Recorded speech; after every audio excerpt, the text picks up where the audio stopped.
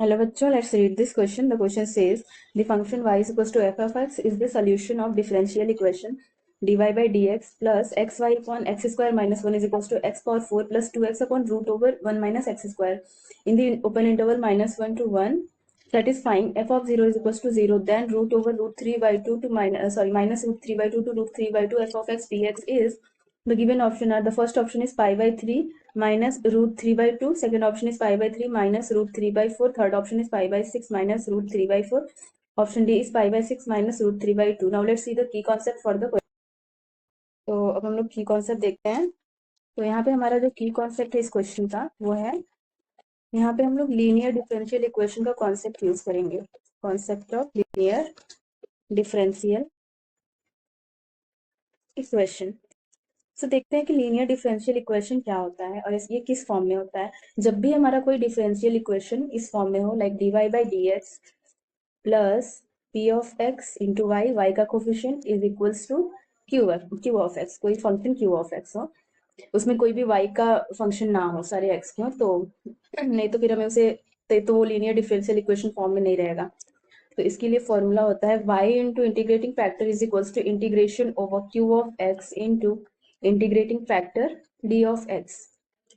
तो ये हमारा फॉर्मूला होता है इक्वेशन निकालने का। अब यहाँ पे हमें एक टर्म है integrating factor, so let's see उसको हम लोग कैसे निकालेंगे। तो इंटीग्रेटिंग फैक्टर के लिए फॉर्मूला होता है e to the power integration p of x dx। तो ये हमारे सारे फॉर्मूला है। अब हम लोग इसको यूज करके क्वेश्चन सॉल्व करते हैं।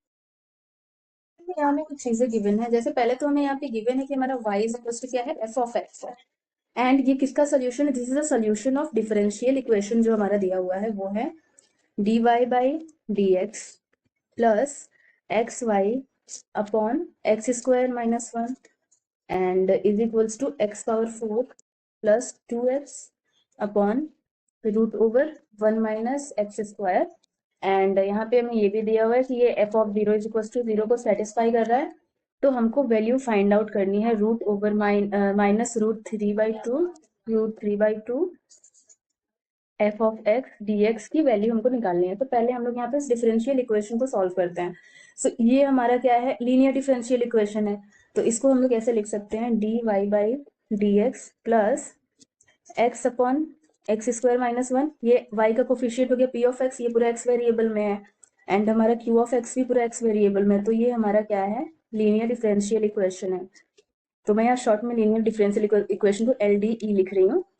सो अब हम लोग यहाँ पे क्या करते हैं, यहाँ से हमको p ऑफ x क्या मिल गया, p of x is x upon X square minus 1 and q of x क्या मिल गया, it is x power 4 plus 2x upon root over 1 minus X square. अब हम लोग क्या करते हैं, पहले इंटीग्रेटिंग फैक्टर निकाल लेते हैं।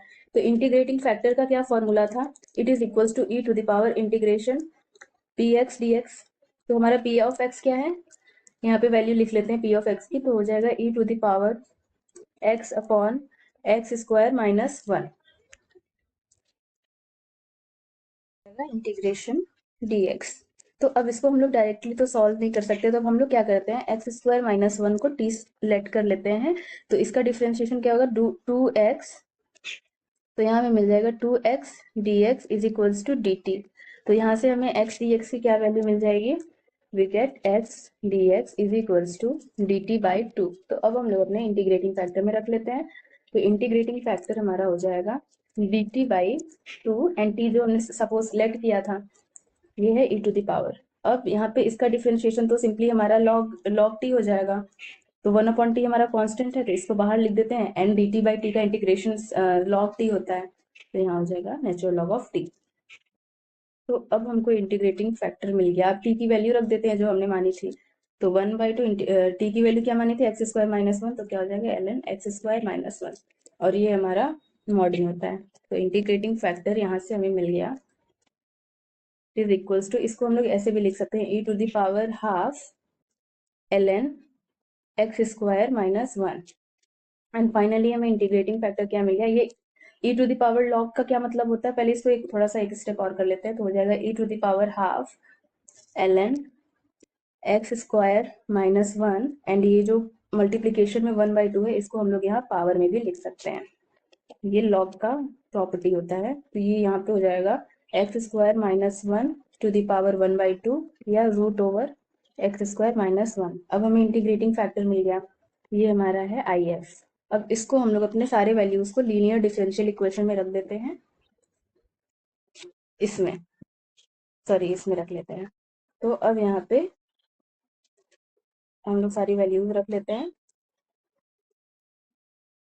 तो क्या होता है, हम एक बार और लिख लेते हैं। यहाँ पे होता है IF into Q of X, sorry IF into Y, it is equals to integration over IF into Q of X dx।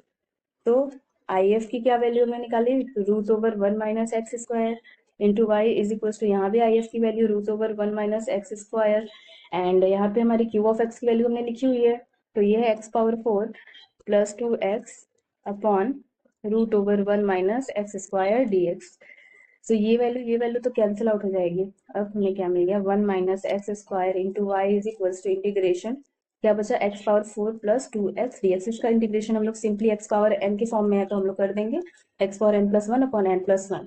अब 1 - x² into Y is equal to x⁴ का क्या हो जाएगा, x⁴n+1 क्या हो जाएगा, x⁴ अपॉन n+1 मतलब 5, यहाँ पे 4 + 1 5, एंड 2x का हो जाएगा 2x² 2, तो 2 यहाँ से कैंसिल हो जाएगा, एंड क्या आ जाएगा, एक constant c, this is arbitrary constant.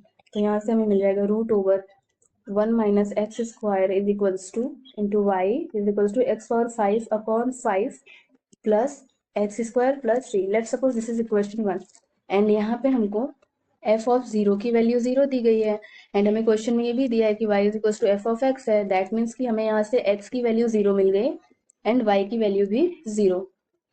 तो अब इसको इक्वेशन 1 में रख लेते हैं, putting x is equals to 0 and y is equals to 0 in equation 1। तो क्या मिल जाएगा हमको, इधर भी 0, root over 1 - 0 is equals to 0 plus 0 plus c, तो c इज इक्वल्स टू हमें 0 मिल गया। अब क्या करते हैं, putting c is equals to 0 in equation 1। तो हम लोग इक्वेशन 1 में जो भी हमें माना है, अगर उसमें रखेंगे c की वैल्यू, तो हमें क्या मिल जाएगा, y root over 1 - x² is equals to x⁴ upon 5 plus x² और प्लस c था तो प्लस 0 हो जाएगा, दैट मीन्स कि यही वैल्यू हमें मिल जाएगी। अब यहाँ से हम लोग y की वैल्यू निकाल लेते हैं, तो y इज इक्वल्स टू मिल जाएगा x⁴ upon 5 plus x² upon, यहाँ पे क्या हो जाएगा, रूट ओवर 1 - x²। तो इसको हम लोग लिख सकते हैं 5x² plus x⁴ upon 5 root over, ये 5 है, 1 - x², ये हमारा किसके इक्वल है, y के। एंड वी नो दैट, यहाँ पे हम जानते हैं, क्वेश्चन में दिया है कि y is equals to f of x, तो ये हमारा f ऑफ x के इक्वल भी हो जाएगा। तो ये पूरी वैल्यू हमको मिल गई y is equals to f of x की। तो अब हम लोग क्या करते हैं, अब हमें निकालना है, यहाँ पे क्वेश्चन में हमें फाइंड आउट करना है integration root over -√3/2 to √3/2 f of x dx। तो अब हमें f ऑफ x की वैल्यू तो मिल गई है, अब इसको हम लोग यहाँ पे रख देते हैं और इसको हम लोग सपोज कर लेते हैं कि ये इंटीग्रेशन, इसको i मान लेते हैं। तो यहाँ क्या मिल जाएगा, -√3/2 टू √3/2, एंड यहाँ पे हमारा वैल्यू है 5x² plus x⁴ upon 5 root over 1 - x², ये हमको वैल्यू मिल गई। अभी ये हमारा i के इक्वल है। तो अब इसको हम लोग सॉल्व करते हैं। पहले तो हम लोग इसको अलग अलग लिख लेते हैं, जो न्यूमरेटर में जो दो टर्म्स हैं, यहाँ है √3/2, यहाँ पे 2 है, तो क्या हो जाएगा 5x² upon root over 1 - x², यहाँ भी 5 है, तो यहाँ पे हमारा 5 और 5 कैंसिल हो जाएगा, सो 5 आर कैंसिल, एंड यहाँ पे क्या हो जाएगा, अगर हम लोग प्लस में सेकेंड टर्म को लिखे तो -√3/2 एंड √3/2, एंड यहाँ पे क्या हम लिखे, यहाँ भी हमें डिनोमिनेटर तो सेम ही लेना पड़ेगा, तो अपॉन क्या हो जाएगा 5 रूट ओवर 1 - x² dx। अब यहाँ पे हम लोग कुछ प्रॉपर्टी इंटीग्रेशन का यूज करेंगे, नेक्स्ट पेज पे देखते हैं प्रॉपर्टी।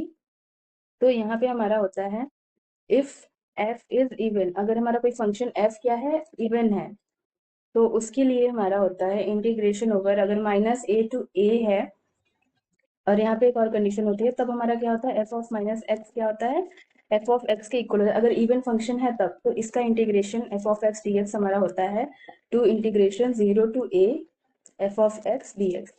ये हमारा पहला है। और जो दूसरा प्रॉपर्टी है वो है इफ एफ इज ऑड, जब हमारा फंक्शन एफ ऑड होगा तब क्या होगा, F of minus X is equals to minus of F of X. और यहाँ पे हमारा जो integration minus A to A F of X D X क्या हो जाएगा, 0 हो जाएगा। तो यहाँ पे हमारा क्या है फंक्शन, ये जो हमारा फर्स्ट वाला फंक्शन है ये तो इवन फंक्शन है एक्स स्क्वायर, इसमें हम अगर F of minus x x के प्लेस में माइनस एक्स रखेंगे तो भी हमें सेम वैल्यू मिलेगा। बट यहाँ पे एक्स पावर 5 ये हमारा ऑड फंक्शन के फॉर्म में है, तो ये हमारा ऑड फंक्शन है और इस ये हमारा क्या हो जाएगा, 0 हो जाएगा।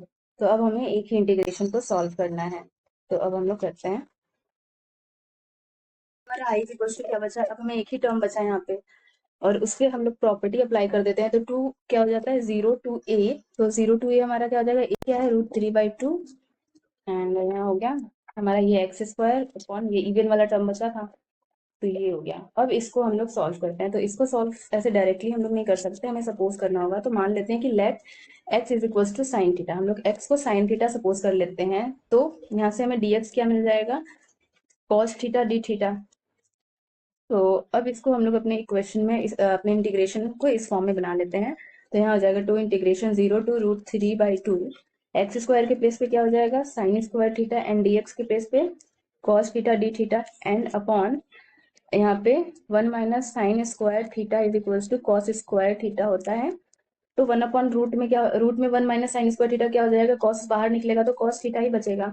तो यहाँ से कॉस थीटा कैंसिल, तो यहाँ हमें इंटीग्रेशन क्या मिल गया, it is equals to 2√0 to √3/2 this integration. हमें यहाँ पे अब बचा sine square theta D theta. अब इसको हम लोग सॉल्व करते हैं। तो यहाँ पे हमें एक चीज और करनी पड़ेगी, हमने अगर फंक्शन को अपने थीटा के फॉर्म में लिया है तो हमें लिमिट्स को भी थीटा के फॉर्म में ही रखना पड़ेगा। तो जब हमारा when x is equals to 0 है तो यहाँ पे हमने x को साइन थीटा माना हुआ है, तो क्या हो जाएगा sine theta is equals to 0।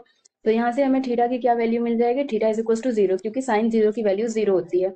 अब जो सेकंड केस है वो है when x is equals to √3/2। अब x क्या है हमारा, साइन थीटा है, तो क्या हो जाएगा sine theta is equals to √3/2। तो यहाँ से हमें थीटा की क्या वैल्यू मिल जाएगी, π/3। तो साइन π/3 की वैल्यू हमारी क्या होती है, √3/2। तो यहाँ से हम लोग लिमिट को चेंज करके लिख देते हैं। तो हमारा हो जाएगा 0 to √3/2 एंड यहाँ भी हो जाएगा 0 to सॉरी π/3 हो जाएगा, 0 to π/3 एंड 0 to π/3। अब इसको हम लोग सॉल्व करते हैं। अब यहाँ से हमें आई क्या मिल गया, I is equals to 2 into integration over 0 to π/3 और साइन स्क्वायर थीटा को हम लोग लिख सकते हैं 1 minus cos 2 theta by 2 D theta. ये हमारा साइन स्क्वायर थीटा का फॉर्मूला होता है जिसको कि हम लोग इस फॉर्म में लिख सकते हैं। तो यहाँ पे अब हमारा आई इज इक्वल्स टू हो गया इंटीग्रेशन ओवर 0 to π/3 और 2 का मल्टीप्लीकेशन बेस को लिख सकते हैं 1/2 minus cos 2 theta by 2 and D theta.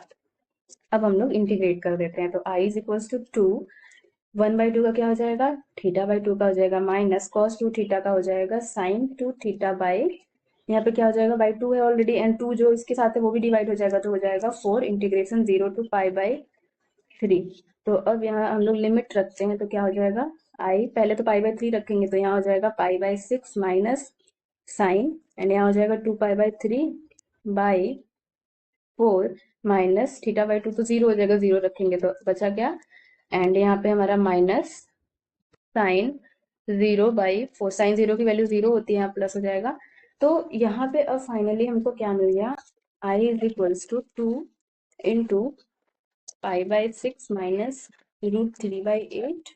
तो यहाँ से हमें आई की वैल्यू मिल गई, आई इज इक्वल्स टू π/2 का मल्टीप्लाई कर देंगे तो π/3 माइनस √3/4। तो ये हमारा क्या हो गया, दिस इज आवर आंसर। अब हम लोग ऑप्शन में मैच करा लेते हैं। Further question is option B, which is 5/3 minus √3/4। Hope you understood it well, best of luck.